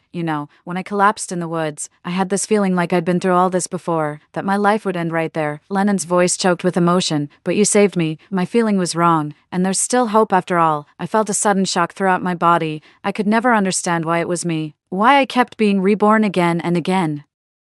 I originally wanted to save more people, but ended up harming a family instead. Given another chance, I just want to safely rescue my family. Somehow, my actions seem to be connected to the fate of all humanity. Perhaps saving Lennon is the mission of my rebirth. Maybe helping Lennon is truly the way I can save humanity. Unconsciously, my heart grew firm once more. Do you remember roughly where your car was parked? Yes. Lennon nodded excitedly. I'll show you, soon. With the cooperation between me and my brother, we obtained the materials. Lennon was so shocked by our alarm trap that his jaw dropped. How did you prepare so thoroughly and come up with so many solutions? My brother and I exchanged a glance and wordlessly closed our mouths. Lennon didn't know about our reincarnation, and we didn't want to be seen as monsters. We got hold of Lennon's computer. Additionally, anticipating possible power outages, he had printed all the materials beforehand. These documents stood as tall as a person and filled the entire trunk. I was stunned. Have you actually read through all these materials? Lennon scratched his head. Actually, no. I only read the parts relevant to the research. These documents contain the entire project plan, including construction plans, market investment strategies. It would take forever to read everything. We looked at the materials piled up like a small mountain on the ground, then turned our gaze unanimously to Lennon. So what do we do next? Lennon said confidently. As long as we have a laboratory, we can start developing the serum and vaccine. Our whole family blurted out, where are we supposed to get a lab now? After much discussion, we all agreed that our only hope now lies with the outside world, hoping the government has already mobilized some forces. We just need to hold out until rescue arrives. Lennon settled in comfortably with our family and quickly became one of us, during mealtimes every day. Even though both hands are occupied, he's always the fastest at grabbing food. Lennon looks refined and handsome, speaks gently too, so my mom absolutely adores him and always prepares special meals for him. My dad and brother both believed that to get rescued they needed to attract attention. Dad arranged an SOS pattern on the rooftop, while brother started working on the radio, hoping to pick up some signals. Lennon usually spends time studying materials, as a medical student. I've also stepped into the field of biological sciences and often study alongside him. Whenever I encounter something incomprehensible, the expert is right there, ready to answer my questions. Admittedly, bioscience can be quite dry. I occasionally browse through project materials, which cover broader topics and use simpler language. For someone like me who's still studying and only half committed, these materials serve as an easier entry point compared to advanced academic papers. Acting as a sort of mental break, little did I know this casual habit would alter the course of our lives and humanity itself. The turning point came over 2 weeks later. One day while reviewing project progress, I unexpectedly discovered that Light Creation Bio had previously built a laboratory approximately 200 to 300 kilometers from here, primarily for animal testing and limited human trials. The facility spans 5 floors, 2 basement levels, and 3 above ground, with detailed floor plans available. The second basement serves as parking. The ground floor contains reception and administrative offices. Main experimental equipment occupies the first basement and second floor, while the third floor functions as storage. What excites me most is that from this floor plan, I can see the power storage room, which suggests there should be its own power generation equipment. This is quite common. Large laboratories usually have their own power generation equipment to avoid power outages or transmission failures affecting experimental results, Lennon said while flipping through the materials. The most important issue now is to sort out the experimental equipment and stored materials inside. If these things are useless, our trip would be in vain. Soon we found the procurement list of equipment and drugs. Lennon quickly scanned it and said excitedly, "The items here are basically complete. I believe we have sufficient conditions to begin serum research." It didn't take me much time to decide to go to the laboratory with Lennon. From the moment we retrieved the materials, this path was one I had to take. Before our parents could say anything, my brother firmly objected. "Lennon and I will go, not you," he said angrily. "I'm a man, I can be of more help there." I shook my head. "Brother, I studied medicine, I understand basic biology. I'm the most suitable to be Lennon's assistant." My brother was about to say more, but I stopped him and said resolutely, "Brother, I've lived twice, this time I can feel it. This is my purpose. Even if I fail, even if I lose my life for it, I won't regret it." I smiled slightly. "Brother, I want you here. I need you here, to take care of our parents, to live long, until we develop the serum." My brother fell silent, and I knew he had agreed. What followed was a flurry of intense preparations. First came basic living necessities, the instant food products, instant noodles, self-heating hot pots, and canned goods we'd bought earlier were all put to use. Mom preserved large quantities of meat and other items, which might become our only food supply going forward. We couldn't guarantee maintaining our current standard of living afterward, so all the outdoor gear we'd previously purchased was put into service: sleeping bags, water purifiers, alcohol stoves, fuel, most importantly. All our materials, computers, a small generator, diesel, etc. The entire vehicle was packed full. To fit more items, my brother and father even removed the back seats. My brother carefully mapped out the route, marking gas stations and potential supply points along the way. After 2 days of preparation, the time to depart has finally arrived. Before boarding, my brother and parents hugged me tightly. "If things don't go well there, come back immediately. We don't need you to save the world. We just want you to be safe, understand?" Mom said with a sob. My brother patted Lennon on the shoulder. "Protect my little sister." Lennon nodded solemnly. "I will." Lennon and I embarked on our journey. The 200-kilometer distance actually took just over 3 hours. But the main concern was not knowing what might happen along the way or what the outside world was like now. The biggest threats on the road were still zombies, with occasional sightings of 1 or 2 vehicles, though everyone tacitly avoided disturbing each other. Following the points marked by my brother, we found gas stations and roadside supermarkets, but the stores were either already emptied with zombies lurking inside, or heavily guarded and completely inaccessible. We passed 7 or 8 gas stations, all of which were in complete disarray. We didn't risk getting out of the car until the last station, which, being quite remote, appeared to be in much better condition. After confirming it was safe, we got out to refuel. Although we're not short on supplies now, it's always good to stock up when possible. Soon we arrived at the research institute. Fortunately, its security system was intact, and there seemed to be no zombies inside. We tried to park the car on the basement level too, but found it already swarming with zombies. We couldn't even get close to the entrance and ended up attracting their attention. They nearly caught up and latched onto our car. The institute's main gate is extremely sturdy, with no way to enter from the outside. We all speculated it must be controlled by a central system and can only be opened from the inside, left with no choice. We circled around the institute several times and eventually discovered an inconspicuous side door secured by a coded lock. "I'll go in first to check the situation. You wait at the main gate, and once I open it, drive the car inside. If I haven't opened the gate within 30 minutes, just drive back and find the others." Without waiting for me to stop him, Lennon jumped out of the car and ran towards the small gate, watching his retreating figure. I had no choice but to drive the car to the main gate first. I waited anxiously in my seat, but fortunately, the main gate soon opened. "I've checked inside, everything's fine. The equipment and other items are all well preserved," Lennon said as he ran upstairs, wiping sweat from his brow. Seeing his expression, I felt conflicted. "Lennon, you don't need to take such risks. If there's a zombie inside," I didn't continue. He replied nonchalantly, "I promised your brother I'd protect you well."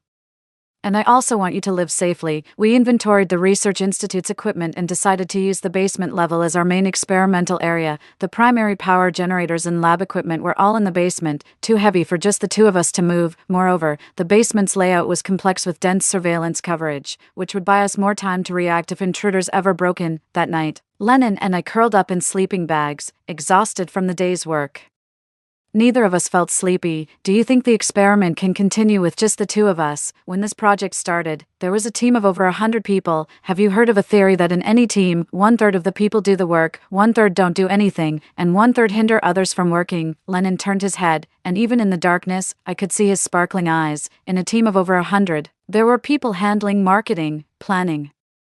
But the real core RD team was only about a dozen, although we're not even 1/3 of that now. Without those who hinder others, it's already enough. I couldn't help but laugh at this. You're really optimistic. Now I'm starting to believe we can do it too. The life of research is extremely monotonous, and our lives have become very busy. Lennon conducts experiments, takes notes, and analyzes data every day. I strive to be a useful assistant, cultivating bacterial strains, monitoring the environment, washing beakers and test tubes for him, and so on. To our pleasant surprise, this lab is also well stocked with supplies, ensuring basic living conditions, so we no longer have to live on canned food every day. After about 6 months, the first testable version of the serum was developed. We conducted experiments on lab mice, but the results were poor. The mice quickly mutated after being attacked by zombies. At this point, we were utterly disheartened. Having a prototype in just 6 months was already remarkably fast, as many vaccines take years to develop, yet, time was running out, and the lab's stockpile of supplies was limited. I even had the urge to go back to my parents and brother, but as soon as I got into the car, I calmed down. What would going back accomplish? Our stored food would last at most 2 or 3 years. What then? Starve to death in despair again? Spend the remaining time trapped in that house, waiting hopelessly? With that thought, I wiped away my tears and opened the car door again. Lennon was standing outside, waiting silently. When he saw me, he rushed over and hugged me. His frustration was no less than mine. The pressure he bore far exceeded what I endured, and carrying the mission to save the world was no easy task. We hugged each other and cried our hearts out, feeling much better afterward, and regained our spirits. Over the next 3 months, we developed a new version, and this time, the experiments on animals succeeded. Just as we were considering how to mass-produce and conduct further tests, luck finally smiled upon us. That morning, we heard the sound of a helicopter circling overhead. We rushed to the rooftop and immediately spotted my brother sitting up there. I excitedly waved at him, and after coming down, he gave us both a big hug. After you left, we kept placing SOS signals on the rooftop. Finally yesterday, we were discovered by the government's rescue team. A burly soldier descended from the helicopter and saluted us. Dear Lennon, it's a tremendous surprise to hear you're still alive. We all shook hands with him. We've now established a sizable base with ample experimental equipment and materials. We hope you'll join us. Lennon and I exchanged a smile. Dawn had finally arrived. Story 2. As the extreme cold apocalypse approached, the last app one used on my phone became my superpower. In my previous life, I happened to be ordering takeout. With this power, I managed to provide well for my husband and his family. Driven by their saintly hearts, my husband and mother-in-law insisted on bringing over his cousin Virginia and her son Burke to live with us. Fearing that revealing my superpower would bring unwanted trouble, I vehemently refused. They then deprived me of my power and threw me off the 26th floor, where I died from the fall and was frozen into an ice sculpture. In this new life, I kept a close watch on my phone, pretending not to notice that my nephew Burke looked strikingly like my husband, and at the last second, I opened the SHAN app. When I opened my eyes again, Virginia had just arrived at my house with her son Burke. While welcoming them, my mother-in-law Violet gave me a stern look. Can't you see the guests are here? Go defrost the shrimp in the fridge and make something nice for Burke to replenish him. I glanced at Burke, who looked a lot like my husband, and sneered to myself. In my past life, I was so blind, I thought it was just a coincidence, but because I trusted Burton, I suppressed all my suspicions. It was only before my death that I discovered Virginia wasn't Burton's cousin at all, but his childhood sweetheart. To get his hands on my family fortune, Burton behaved modestly and courteously, doing everything to my liking, just to get close to me. By that time, Virginia was already pregnant. He comforted her, saying that only by marrying me could Burke have a worry-free life. He also promised Virginia that it was impossible for us to have children together. In my previous life, as Virginia plunged the knife into my heart, she said, I hear you're getting injections every day, but it's useless. No matter how many you get, you won't be able to conceive, especially since you're taking so much amphotericin every day. Virginia's laughter was piercing, and it chills me to the bone even now. Amphotericin is an anti-cancer drug. Excessive long-term consumption not only causes hair loss but also damages the heart and, of course, affects the reproductive system. Burton had planned it well, quietly replacing my daily supplements with amphotericin, waiting for me to die so he could bring Virginia and Burke into the household. But the apocalypse arrived first, before the apocalypse in my previous life. I was just ordering takeout, so I unlocked the superpower related to it. With this ability, any food I ordered on my phone would appear the next second. Thanks to this superpower, we managed to live decently in the extreme cold apocalypse. With the power system severely damaged and no one out to repair it, fire became scarce. Eating something hot was like a dream. To let Virginia and Burke also enjoy hot meals, Burton and Violet, heedless of consequences, insisted on bringing this mother and son back to live with us. Wealth should not be flaunted. I didn't agree much.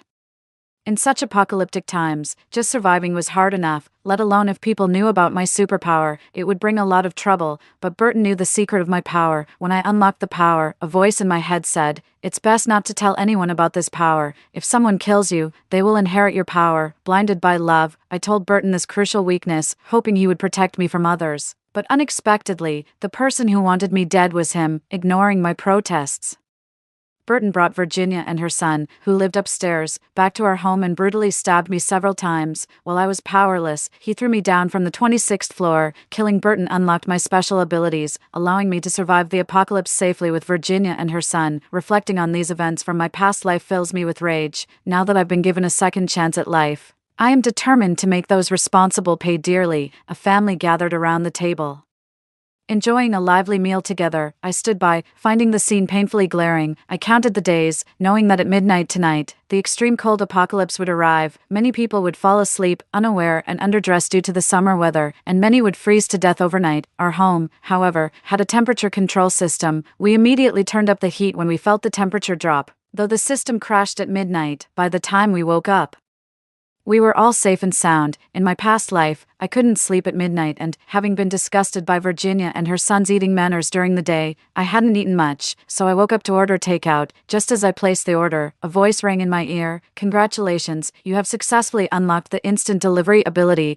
Any food you order on your phone will appear right in front of you." At first, I thought it was ridiculous, but to my surprise, any food I ordered indeed came directly to me. This time around, I planned to make sure this family would have nowhere to lay their bodies to rest. At 9 o'clock, Burke started fussing about wanting to go home to play video games, and Burton immediately offered to take them. I stopped him, saying thoughtfully, "Why go back? We have a gaming room right here. Let Burke play at our place. Virginia, you should stay too. We have plenty of space after all." Virginia and Burke were, of course, eager to stay, and they immediately agreed. Our home occupied the largest single unit in the building. The entire top floor was mine. The facilities were all-encompassing. Burton had rented a comfortable yet smaller 60-square-meter apartment for Virginia downstairs. Despite its comfort, Burton had limited funds and had rented it behind my back, which made it less ideal compared to our home. My mother-in-law Violet was overjoyed, immediately going to fetch a down comforter for Burke. Happy, I thought.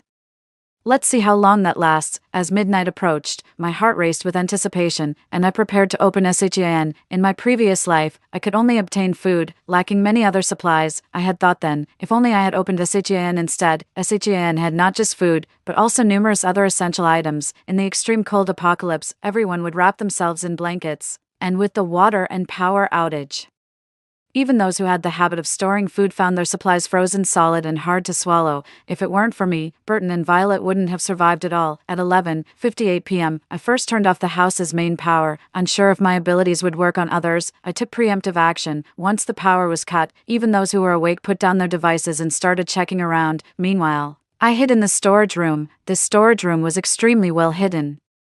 My father only told me about it before he died, revealing it was located behind the master bathroom. Before he passed, he made me promise not to tell anyone about this room. "My darling, you are naive and too trusting. This storage contains 900 kilograms of gold bars and the deeds to our 98 properties. No matter what happens, these will be enough for you to live well." Remembering my father's last words to me, my eyes slowly filled with tears. My father had prepared everything for me.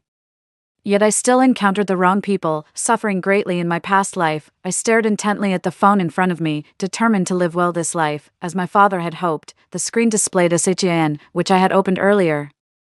As soon as the clock struck 12, I began fervently scrolling through SHEN, trying to awaken the voice from my previous life. As expected, it wasn't long before I heard a voice near me. Congratulations, you have unlocked a special ability on SHEN. Anything you order will appear right in front of you. Be careful, this ability must remain a secret. If someone with ill intentions kills you, they will acquire your ability. Hearing this, a pain shot through my heart, and I was reminded of my past life experiences. My nails involuntarily dug into my flesh, the sharp pain constantly reminding me not to be naive again. I quickly ordered a thin thermal shirt on SHEN, and soon it materialized before me. I hurriedly put it on. If I'm not mistaken, the temperature is already starting to drop. After setting everything up, I turned the electricity back on, and the room brightened, unexpectedly, when I turned on the light. I found Burton tightly embracing Virginia on the sofa. They hadn't anticipated the lights coming on and quickly sprang apart. I pretended not to notice and went straight to my room to sleep. Burton said he had to work overtime and told me to sleep first. I knew he went to Virginia's guest room. It's better this way. I find him disgusting now, and I have many plans to consider. In the morning, it was bitterly cold. I had preemptively ordered plenty of warming equipment, so I wasn't rudely awakened by the cold as in my past life. Close to dawn, the whole city experienced a blackout and water outage. Burton and Virginia woke up freezing. Oh, I had turned off the heating in every room except mine before going to bed. When I went out, they were in the kitchen, looking completely lost. Seeing me, they quickly asked if I had stored any food or supplies. I shook my head and started talking about a dream I had last night. I dreamt last night that Burton had a special ability. Everyone turned to look at me, especially Burton, who was extremely anxious and eagerly pressed me for details. It's like he can place an order for food, and the next morning, it will appear on the table. Everyone rubbed their hands skeptically, but Virginia pulled at Burton's arm, admiringly saying, I knew my cousin was the best. To have such an amazing ability at a time like this, I couldn't stand their flattery. But Burton clearly enjoyed the admiration, his cheeks flushing as he continued to ask, Did your dream say anything else? Not much else, just that occasionally it would send me dreams to guide us on what to do next. It's just a dream, though, who knows if it's true? I said this deliberately. I am well aware of my situation. If these people think I'm useless, I would be the first one they'd abandon in extreme circumstances, to prevent them from harboring ill intentions towards me. I must protect myself. Sure enough, Burton's gaze towards me changed. Virginia muttered on the side, wondering why the dreams weren't about her. By evening, Burton solemnly knelt on the floor and made a wish. I hope God grants me some food and drink. These people hadn't eaten all day. I had thrown all the food into the storage room the night before, and all the fire sources in the house, even if they wanted to burn something for warmth. It was impossible when they're not paying attention.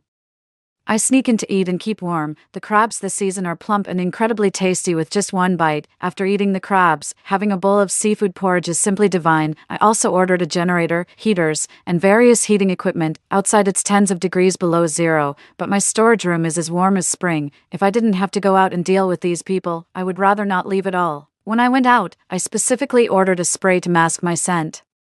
And everyone outside was starving. Violet saw me and was immediately irritated. Which family's daughter-in-law behaves like this? The whole family is starving while you sleep soundly. I just smiled. The main thing is there's nothing to eat or drink. I thought I might as well lie down and save some energy. Who knows how long this weather will last? This resonated with everyone. They hadn't had a sip of water all day. All the water pipes were frozen solid. They wanted to thaw some ice to eat, but the temperature was too low to melt it unless someone used their body heat. They are all selfish. Who would make such a sacrifice? The worse it got, the more they hoped for Burton's special ability to be real, quietly praying it was true. The next morning, everyone woke up early, hungry and cold. They couldn't sleep at all and immediately checked the kitchen table which, sure enough, had food on it. Burke, extremely hungry, didn't wait for others and stuffed a piece of bread into his mouth, but choked because he ate too hastily. Virginia immediately grabbed a bottle of mineral water from the table for her son. Burke drank hurriedly and choked, spitting most of the water onto the floor. The water on the floor froze into a thin layer of ice within minutes. Violet, distressed and anxious, tried to scoop up the water but it was no use. But then she thought about her beloved grandson and held back her words, though she still said discontentedly, Drink sparingly. Virginia, you too.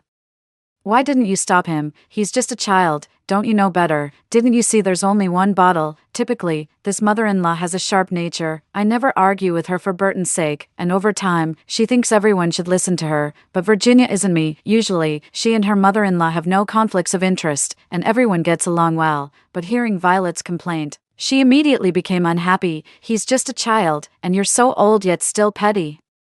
Besides, if cousin has special abilities, are we really short of a little food? Hearing praise for himself, Burton also appeared generous and gave Violet a look before going to check the food on the table. There were only 3 pieces of bread and 1 bottle of mineral water. Burke had already eaten 1 piece, so now there were only 2 pieces of bread and half a bottle of water left. Burton thought about it and tore half a piece of bread for me and half for Virginia, keeping 1 for himself. Violet's eyes widened, incredulous that she didn't get a piece of bread. Son, what do you mean, Mom? You speak so energetically, you won't mind missing half a piece of bread. Look, I need to use my abilities, I can't be shortchanged. Virginia needs to take care of Burke, she naturally needs a share. 2. Vicky needs to dream, to see the next step of instructions. Fine, I'll use my powers to get more food tonight. Tomorrow I promise you'll have a full belly, he said, dismissing the complaints with the claim that his generation was used to hardships, even going a day or 2 without food. Despite her dissatisfaction, Violet could do nothing but divide a small amount of water and sit aside, silently weeping. Seeing the family turn on each other brought me immense pleasure. But don't worry, this is just the beginning. Suddenly, Burton grabbed me. Did you dream of anything last night? Burton looked at me expectantly. After this incident, he had immense faith in my dreams, firmly believing they were divine commands. I calmly removed his hand. Well, I don't know who that person was, but he just told me to tell you not to be greedy, to ensure lasting prosperity. Afraid that Burton wouldn't believe me, I quickly added, right. He also warned us to be careful about hail soon and advised us not to go outside. No sooner had I spoken than hail began to sporadically fall outside. In my past life, it was the same. Many people, having neither food nor drink, planned to go out today to assess the situation, but were unexpectedly met with hail, leading to numerous fatalities. Burton, puzzled, looked out the window and muttered to himself, "Why doesn't my power give me these dreams instead of you?" By this time, Virginia had finished her half of the bread and reached up to me. "Give me half of your bread." "Why should I? I hid the bread behind me. Aren't you afraid I'll starve to death? Without me, who will relay the contents of the dreams? Do you want to drag everyone down with you?" Virginia's tone softened immediately. "It's not for me. Look at your nephew. He obviously hasn't eaten enough. He wolfed down his food so quickly. He couldn't have tasted anything. You wouldn't want such a young child to starve, right? You can't stand to see your only blood relative suffer. Fine, fine, fine." Using this argument against me, I turned to look at Burton. "What do you say?" Burton, who had just stuffed his bread, mumbled with his mouth full, "You're already thin and don't eat much. Just give half to Burke. After all, he's our only descendant." With a cold snort, I tore half of the bread for Burke and went straight into the house. "Fine then. I just wonder if you'll be so generous tomorrow when there's only 1 piece of bread left for your only descendant." 06. As soon as I entered the storage room, I quickly prepared a small hot pot for myself. It was really too cold outside. If I stayed out any longer, my limbs felt like they wouldn't be my own. The storage room was a comfortable 26 degrees Celsius, the ideal temperature for humans. I took off my bulky coat and quietly watched the surveillance monitors.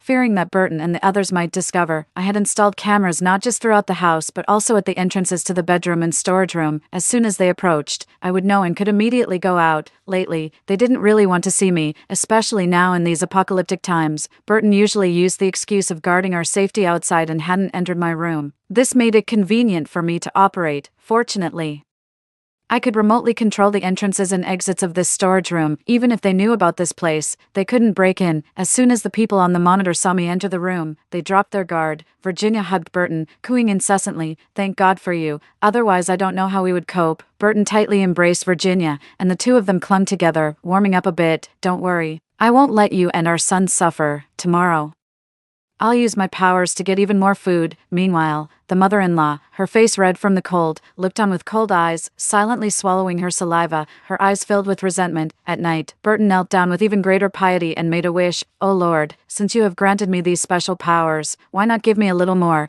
It's not enough to eat. Please, give us more food and water tomorrow." I listened from the side, holding back a laugh and shaking my head. The next day, before dawn, everyone gathered around the table, waiting for food, but there was nothing. I quietly spoke of my dream from the night before. "People say you're too greedy. Today, you can only have 1 bottle of water and a loaf of bread." Burton was infuriated upon hearing this. A normal person could barely manage with 1 loaf for a day, yet these people hadn't eaten the day before. "You're making it up." Just then, a loud noise came from outside the window, and everyone's gaze shifted in that direction. I quickly threw the bread and water I had hidden in my down jacket onto the table. When they turned around, they saw just 1 bottle of water and a loaf of bread on the table, which left everyone both shocked and scared. Although Burke was only 10 years old, he reacted quickly. He grabbed the bread and, without hesitation, stuffed it into his mouth, swallowing it in 1 gulp.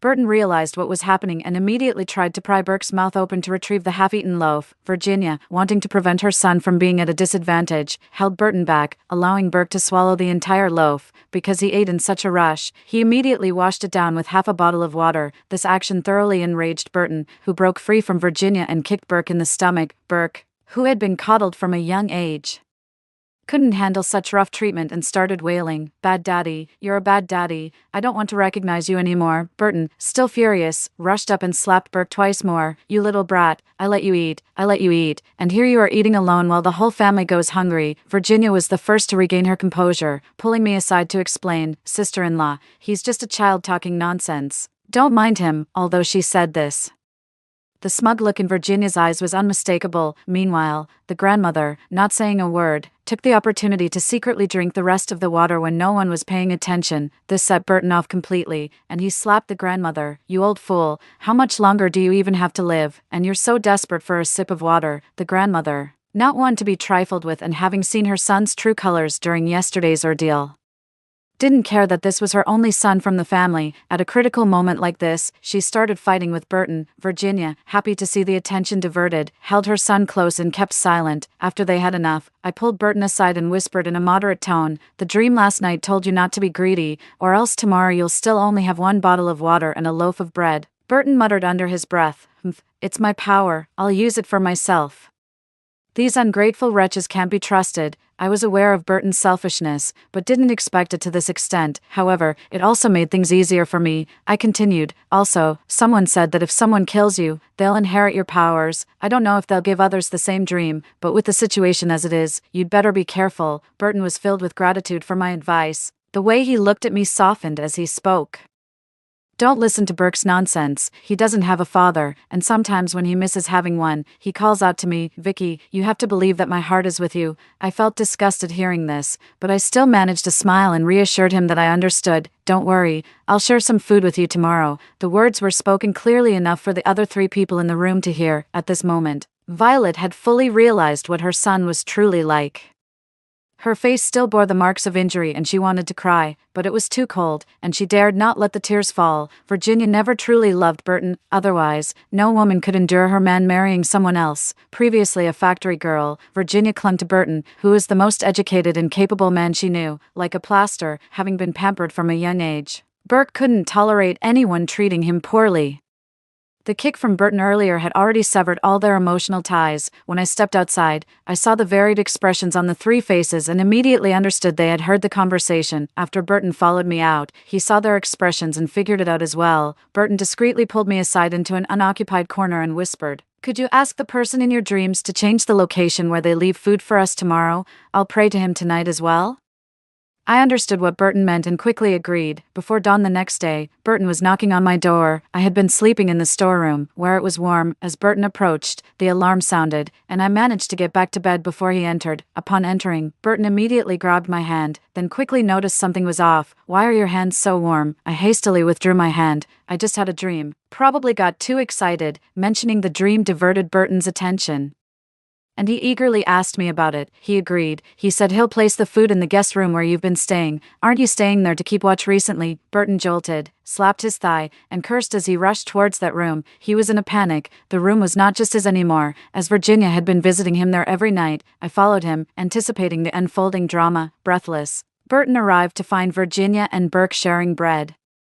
They had been cautious of Burton and had also come to eavesdrop on the food's location. By the time Burton arrived, they had already divided the bread. Furious, Burton grabbed Virginia by the head and repeatedly slammed it against the wall. "You treacherous woman, daring to steal food, go to hell." After saying this, Burton's eyes bulged, and the next second, he collapsed straight down. Burke had taken a lamp and struck him hard on the head. Burton was dazed but not fatally wounded. After a few seconds, he tried to get up, supporting himself with one hand. As he lifted his head, he felt a warmth on his neck and warm blood trickling down. When he turned around, it was his own mother. In disbelief, he gasped, "Mom," unable to hold back any longer. Violet embraced Burton and wept bitterly. "My son, don't blame me. I couldn't bear the hunger anymore. I haven't eaten in days. If you die, Burke will continue to live well in your place."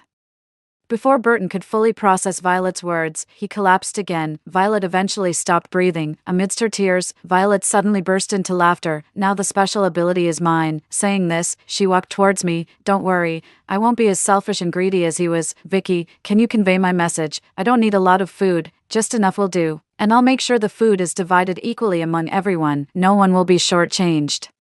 Virginia was stunned by everything happening before her, but she quickly regained her composure. Seizing the moment while Violet was talking to me, Virginia grabbed the desk lamp from Burke's hand and smashed it onto Violet's head. "Mom, are you joking? There's only one portion of food, and you want to split it. Are you trying to kill us all?" Violet was dazed by the blow, unable to react before Virginia struck her several more times. Meanwhile, Burke wasn't idle either. He pulled a knife from Burton's neck and stabbed Violet fiercely in the chest. Violet instantly lost her breath, even though she loved her grandson dearly. Always thinking about the grandson who could carry on the family legacy, she ended up dying at the hands of her own flesh and blood. I know that extreme situations can bring out the worst in human nature, and they got what they deserved. Pretending to be scared, I waved my hands and stepped back. "Don't kill me. I won't compete with you for food. Do whatever you want." The mother and son seemed satisfied with my reaction and asked me to clean up the body. I nodded, said I would go get the tools, and then immediately ran back to my storage room. My storage room is truly comfortable. I ordered a bathtub for myself, boiled some scalding water, and took a good bath to wash away the bad luck. Seeing Burton die at his mother's hands, and Violet die at her grandson's hands, I felt extremely relieved. But I decided not to risk going out anymore. They would never find this storage room in their lifetime, and I have plenty of ways to lead them to their demise. I haven't forgotten what Virginia did to me in her past life. After I finished my bath, I made myself a pot of ham-stewed rice, along with boiled pork slices and braised pork. I comfortably adjusted the surveillance and watched while eating. After I left, the two quickly realized something was wrong and started searching the house for me. But they couldn't find me. They turned my bedroom upside down, but my trace was nowhere to be found. How could this be? This bitch just ran away like that. It shouldn't be. We were right at the door, and it's so high up, she couldn't have gone out the window. Virginia cursed through gritted teeth. Could there be some kind of secret room? Burke, watching too much TV, tapped around trying to find it. But how could this secret room meticulously crafted by my father be easily found by them? After a round of searching, they were completely exhausted and gave up. Burke, mimicking Burton's devout manner, knelt on the ground praying for tomorrow's food. After Virginia finished her prayers, she was too tired from the day's events and went back to her room to sleep early. Burke, however, was too stimulated by the day's events to sleep and sat in the gaming room staring at the computer screen. It was the perfect opportunity. I ordered a voice changer from SHEIN, turned on the surveillance voice function, and called out to Burke. "Who's there?" Burke, startled by the sudden shout, immediately stood up. With no lighting equipment in the room, he couldn't see anything and, being young, was already trembling with fear. "Don't be afraid. I'm here to inform you that you've unlocked a special ability. From now on, you'll have food every day," came the announcement. Upon hearing this, Burke was thrilled beyond words. "Are you an angel? Can you give me more food? I'm so hungry. I've been surviving on just one loaf of bread a day and it's barely enough." At this moment, Burke was indeed skin and bones, yet his greed was evident as most of the food ended up in his own mouth. "Sure, if you kill your mother, I'll give you more food." Burke hesitated, falling silent for a long time. I remained quiet as well, unable to bear the silence. Burke finally whispered, "How much can I get?" "As much as you want. If you don't believe me, check the cupboard in the guest room near the entrance. I just placed a chicken leg there." The mention of a chicken leg lit up Burke's eyes. He hurried to the room and, in the darkness, found the chicken leg. He didn't even think of sharing it with Virginia, and devoured the entire leg by the cupboard. Had he not tasted the chicken leg, perhaps his desire wouldn't have been so intense, but now that he had tasted it, the rich flavor lingered on his taste buds. After reluctantly licking every finger clean, he greedily asked, "Great Spirit, do you have more?" "First do what you promised," I replied. Burke pursed his lips, fetched a kitchen knife, and stormed into Virginia's room. Virginia was exhausted and slept deeply, completely unaware as Burke plunged the knife into her heart. She didn't even have time to cry out before she stopped breathing. Looking at his deceased mother, Burke's face was expressionless. "Mom, without food, you wouldn't have lasted much longer anyway. Don't worry, I'll make sure to survive for you and Dad. Great Spirit, I've done it. Please give me some more food. I'm really starving." I chuckled, then removed the voice changer and spoke in my own voice. "No more food, you might as well wait to die." In that moment, Burke realized it was all my trap. Covered in blood and wielding the kitchen knife, he frantically searched for me, trying to locate my position. "Where are you? Come out now. When I find you, I'll kill you." Unfortunately, he would never find me. Watching these people die one by one, I finally avenged my past life. Although Burke hadn't done anything directly to me in his past life, he wasn't innocent. I wouldn't actively kill him, but whether he could survive on his own was up to him. With these matters settled, I could finally lie down and sleep peacefully.